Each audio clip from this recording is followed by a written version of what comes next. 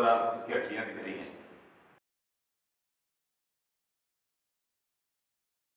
और समस्या आएगी या ब्याने में दिक्कत आएगी। ब्याने में दिक्कत का मतलब डॉक्टर बुलाओ, 5-7 आदमी बुलाओ, फिर बड़ी जबरदस्ती इसको पिलवाना पड़ता है। जो जबरदस्ती किया हुआ पशु होता है उसके इन्फेक्शन हो जाता है। सही बात। तो इन्फेक्शन हो गया तो फिर वो दूध पे नहीं आता है। इतना भी नहीं हुआ तो जेर अटक गई, जेर निकलाओ तो वही पहली नौबत। तो वो जो लाख की 1.25 लाख की जो बढ़िया झोटी आपने तैयार कर रखी थी, अब ये ब्याएगी, तब सपने ले रहे थे आप कि 10 लीटर देगी, 15 लीटर देगी, ये काम कर लेंगे, ये किस दे देंगे, और वो जीरो हो जाती है।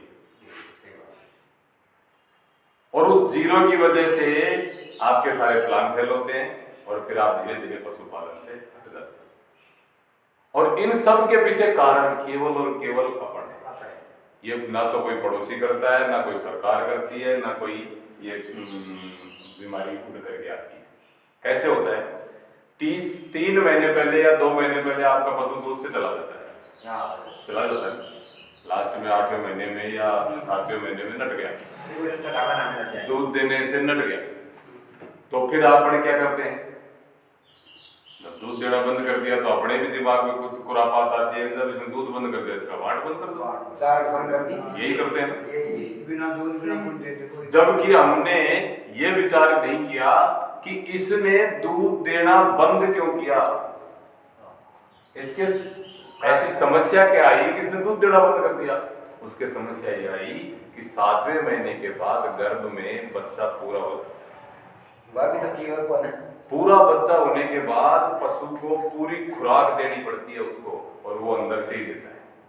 खुराक देनी पड़ती है, कोई मलमूत्र नहीं है, कोई गोबर पेशाब नहीं है, खुराक है, ब्लड में से निकाल कर उसको देता है, जब भी तो उसका शरीर बन रहा है। वो अंदर जो पड़ रहा है वो मुंह थोड़ी चला रहा है, वो चारा थोड़ी खिला रहा है उसको, वो नाड़ से जुड़ा हुआ लिक्विड फॉर्म में तैयार माल देना पड़ रहा है उसको, माँ को।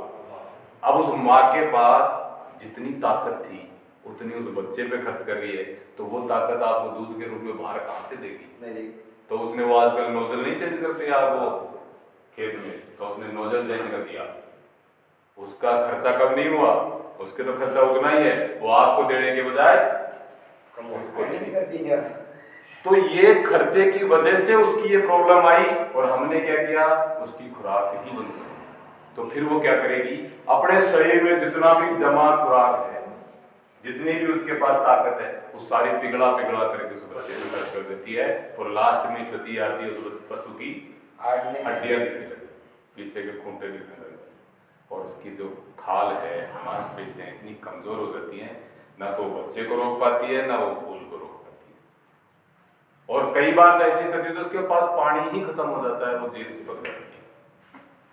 बच्चेदानी के और जेल के दोनों के बीच में पानी भरा रहता है, वो पानी जब पशु पे आता है तो बाहर आता है, वो एक्स्ट्रा बच जाता है जो आता है। अब बच कहाँ से गया कि आपने बाहर से दिया नहीं, इसलिए बच्चे ने सारा खींच लिया।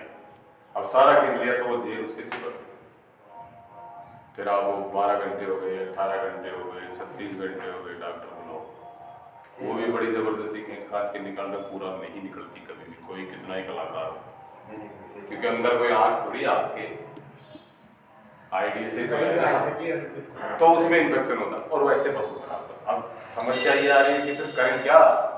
तो करने का एकमात्र तरीका यही है कि अगर आपके पास पहली बार कोई पशु ब्याह रहा है, यानी बैलून ब्याह रही है, तो उसको 7वें महीने से ही संभालना, और अगर दूसरी बार ब्याह रही है, दूध ब्याह रही है, तो उसको 8वें महीने से, यानी बैलून को 3 महीने पहले, दूसरे को 2 महीने पहले, और अगर तीसरी बार है तो उसको 1 महीने पहले तो कम से कम संभालना।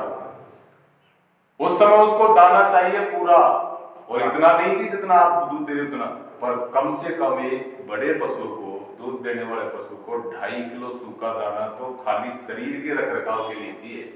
आप इतना बड़ा शरीर लेकर अपन 70-80 किलो का कितनी रोटी खाते हैं? 3-4 तो खाई जाते हैं, चाहे आप काम करो चाहे ना करो।